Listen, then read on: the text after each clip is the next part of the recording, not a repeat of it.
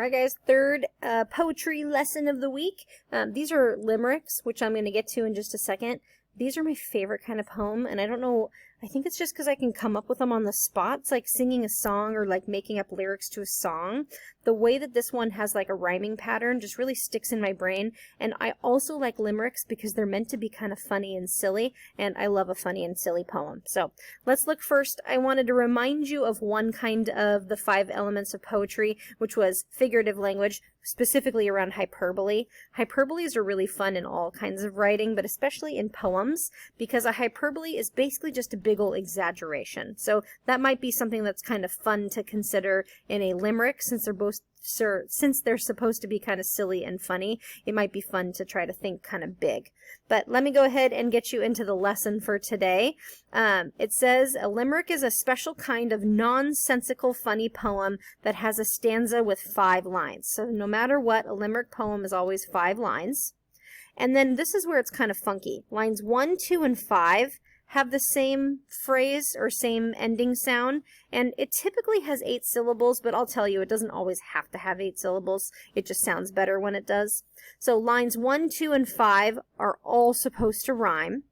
And then lines 3 and 4 should have less syllables. They recommend to you 5, but as long as it has less syllables, that's good. And then limericks follow a rhyme scheme called AABBA. Well, let me tell you what they mean by that. So over here, this person came up with this particular rhyme scheme: plain, drain, and again, which is really again, but that's okay. A little bit of a stretch is okay in a limerick. So they're telling you that these 3 are all going to rhyme together. And then we have B, here we have hurt, and we have dirt. Those are the ones that are also going to rhyme together. So I know it sounds really tricky, but let me read to you an example and you'll kind of get what it's saying. So again, you're listening here for the last word to rhyme, and that each sentence has about 8 syllables. This should rhyme and have about 8 syllables. This one should rhyme and have about 8 syllables. And then this should rhyme and it should have about 5 syllables, and this should rhyme and it has about 5 syllables. So let's see what we got. There once was a boy from Mill Plain who got his hair caught in the drain. His head it did hurt, he kicked up some dirt, and never went swimming again. So those are also kind of fun. So I don't know what it is about limericks, whoever the initial author was. Limericks also sometimes start with there once was. So that's a very typical starting to a limerick, was there once was. I bet your parents have some really funny limericks that they've heard in the past too. Like I said, limericks are just kind of silly, and I also like them because they're very sing-songy. I kind of like bounce along with the words a little bit as I read them too. So I found one. I made up 2 of my own, but then I found one. But I'll start up here. I made a sappy one first. It says, there once was a teacher from Cathcart whose students always had her whole heart. Room 504 is always fun because these kids are number 1. Their teacher is proud because they're so smart. So that's pretty similar to having an 8, 8, and 8, 5, 5. And then also we've got Cathcart, heart, and smart. And here we have fun and number 1. So that's the big thing to remember in a limerick. It's got 5 lines. It's going to rhyme A, B, B, A. And your A's should have around 8 syllables, and your B's should have around 5 syllables. It sounds like a lot. I also have some advice. The very first thing that I try to do is just come up with my first sentence. So here I knew I wanted to do something about Cathcart, and so then I thought, okay, what are all the words that I could rhyme with Cathcart? And obviously I thought of heart, I thought of smart, I also thought of like a silly one, kind of like fart. So you also could have done fart or something like that.